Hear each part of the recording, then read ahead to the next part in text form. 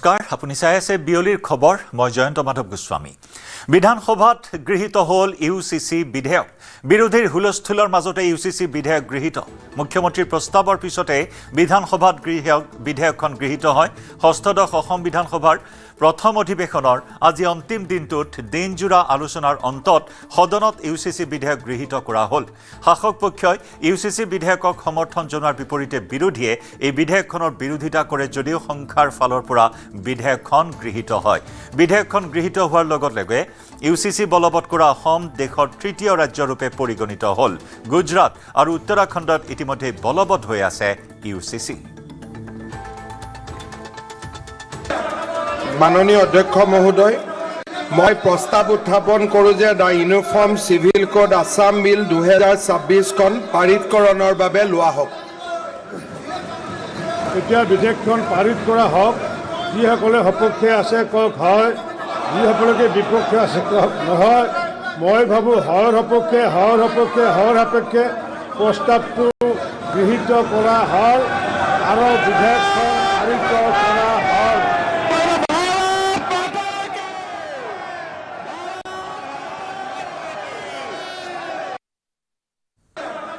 মাননীয় অধ্যক্ষ মহোদয় মই প্ৰস্তাৱ উত্থাপন কৰোঁ যে the uniform civil code Assam bill 2026 খন পাৰিতকৰণৰ বাবে লোৱা হোক এতিয়া বিধেয়কখন পাৰিত কৰা হোক যিসকলে সপক্ষে আছে কওক হয় যিসকলে বিপক্ষে আছে কওক নহয় মই ভাবোঁ হৰ সাপেক্ষে প্ৰস্তাৱটো গৃহীত কৰা হ'ল আৰু বিধেয়কখন পাৰিত কৰা হ'ল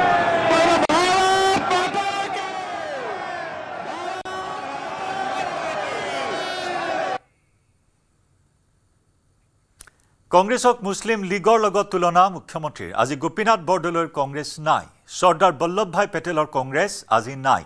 কংগ্ৰেছৰ দায়িত্ব আছিল সংবিধানক প্ৰতিনিধিত্ব কৰা কিন্তু আজি কংগ্ৰেছে কুৰাণক প্ৰতিনিধিত্ব কৰিছে সাম্প্ৰদায়িক শক্তিৰ ওচৰত আত্মসমৰ্পণ কৰিছে কংগ্ৰেছে মুছলিম লীগৰ বিধায়কেও একে কথাকেই ক'লেহেঁতেন চীনৰ আক্ৰমণৰ সময়তো নেহৰুৱে ইউসিসি প্ৰৱৰ্তনৰ সাহস কৰিছিল আজি কংগ্ৰেছে সমস্যাৰ দুহাই দি ইউসিসিৰ বিৰোধিতা কৰিলে নহব দলে আজি অসমৰ জাতি ধৰ্ম বৰ্ণ নিৰ্বিশেষে সমূহ ৰাইজক প্ৰতিনিধিত্ব নকৰে তেওঁলোকে মাত্ৰ এটা বিশেষ ধৰ্মীয় জনগোষ্ঠীকহে প্ৰতিনিধিত্ব কৰে তেওঁলোকৰ প্ৰত্যেকটো বিৰোধিতা কোৰাণ আৰু শৰীয়তৰ ওপৰতে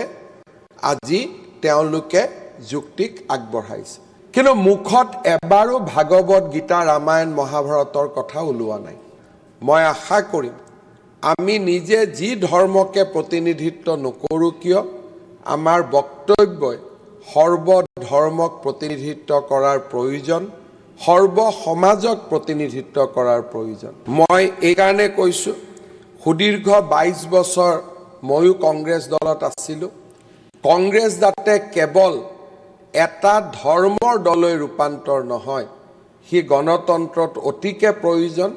মই নিশ্চিতভাৱে ৱাজেদ আলী চৌধুৰী ডাঙৰীয়া বিৰোধী দলপতি হিচাপে নিৰ্বাচিত হৈছে তেখেতক মই অভিনন্দনো জনাম আৰু আশা কৰিম যে আমি যেন কংগ্ৰেছক এক সংকীৰ্ণ ৰাজনৈতিক দললৈ ৰূপান্তৰ নকৰোঁ কাৰণ দেশৰ গণতন্ত্ৰত বিজেপিৰো প্ৰয়োজন আছে বিপিএফৰো প্ৰয়োজন আছে এজিপিৰো প্ৰয়োজন আছে আৰু নিশ্চিতভাৱে কংগ্ৰেছ দলৰো প্ৰয়োজন আছে 1925 চনত ভাৰতীয় জাতীয় কংগ্ৰেছৰ অধিৱেশনত প্ৰথমবাৰৰ বাবে দেশত সমান নাগৰিক সংহিতাৰ দাবী তোলা হৈছিল অৰ্থাৎ ব্ৰিটিছে আমাৰ দেশত সমান নাগৰিক সংহিতা কেইটামান সাবজেক্টত কৰিছিলে তেওঁলোকে আমাৰ কন্ট্ৰেক্ট এভিডেন্স ক্ৰাইম আদিৰ ক্ষেত্ৰত কৰিছিলে বিবাহ আৰু উত্তৰাধিকাৰী সম্পত্তিৰ ভাগ বটৰুৱা আৰু বিবাহ এই ক্ষেত্ৰত ব্ৰিটিছে ল কৰিব বিচৰা নাছিল 1925 চনত ভাৰতীয় জাতীয় কংগ্ৰেছে প্ৰথমবাৰৰ বাবে ইউনিফৰ্ম চিভিল কোড আমাৰ ৰাষ্ট্ৰত হ'ব লাগে বুলি তেওঁলোকে বলিষ্ঠভাৱে মত পোষণ কৰিছিল অধ্যক্ষ মহোদয় মোৰ দুখ লাগে যে আজি কংগ্ৰেছে কাৰ পৰা ইয়াত প্ৰেৰণা লৈ আহিছে মই নাজানো,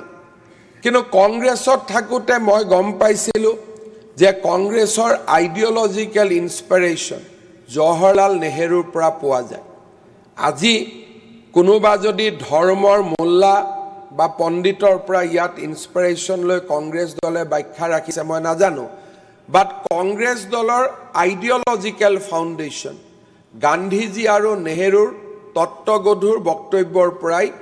আৰম্ভ হৈছিল। এই প্ৰচেষ্টাবোৰ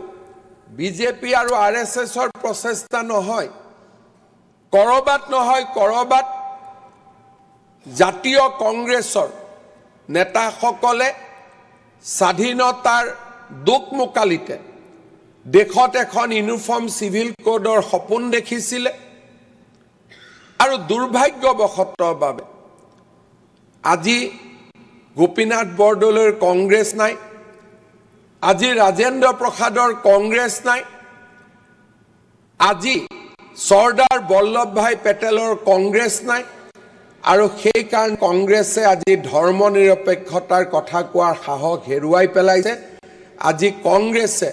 মাত্ৰ শৰীয়ত আৰু কোৰাণক প্ৰতিনিধিত্ব কৰিছে। এই দায়িত্ব আছিল মুছলিম লীগৰ, শৰীয়ত আৰু কোৰাণক প্ৰতিনিধিত্ব কৰাৰ দায়িত্ব আছিল মুছলিম লীগৰ। কংগ্ৰেছৰ দায়িত্ব আছিল সংবিধানক প্ৰতিনিধিত্ব কৰা, কাৰণ এইখন সংবিধানে আমাক নিৰ্দেশ দিছে যে আমি এজ উই গোজ বাই, আমি যেতিয়াই আগবাঢ়ি থাকিম দেশত এখন আমি ইউনিফৰ্ম চিভিল কোড আমি প্ৰণয়ন কৰিম। কিন্তু আজি আমাৰ দেশৰ বাবে দুৰ্ভাগ্য যে কংগ্ৰেছ দলে আজি কেৰালাতে হওক অসমতে হওক সাম্প্ৰদায়িক শক্তিৰ ওচৰত আত্মসমৰ্পণ কৰিছে, আৰু তাৰ কাৰণে তেখেতসকলে আজি ভাগৱত গীতা আৰু বাইবেলৰ কথা কোৱাৰ তেওঁলোকৰ সাহস নাই। আজি মাত্ৰ কোৰাণ শ্বৰীফ আৰু শৰীয়তৰ কথা কয়। আজি যদি কংগ্ৰেছৰ 19 জন নাথাকিলেহেঁতেন আৰু 19 জন যদি মুছলিম লীগৰ ইয়াত MLA থাকিলেহেঁতেন, এই ভাষণবোৰ সম্পূৰ্ণ একে হ'লহেঁতেন, ইয়াত কোনো পাৰ্থক্যই নাথাকিলে। অধ্যক্ষ মহোদয়, কংগ্ৰেছৰ 2-এজনে কৈছে যে দেশত বহুতো সমস্যা আছে। 1962 চনৰ চীনৰ আক্ৰমণ যেতিয়া হৈছিল সেই সময়তো জৱাহৰলাল নেহৰুৱে পৰ্তুগীজ ইউনিফৰ্ম চিভিল কোড গোৱাত প্ৰণয়ন কৰাৰ সিদ্ধান্ত লৈছিলে। অৰ্থাৎ দেশ সকলো ফালে আগবাঢ়ি যায়, সকলো সমস্যাৰ সমাধান কৰে। অৰ্জুনে যেনেকৈ কেইবাখনো হাতেৰে ধনু চলাই সব্যসাচী হৈছিলে, আমি